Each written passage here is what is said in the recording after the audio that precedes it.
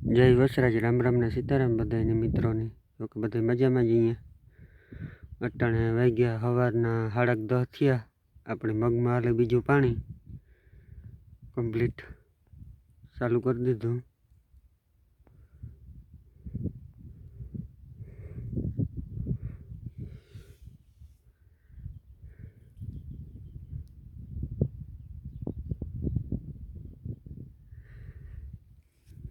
બીજું પાણી વારી દીધું.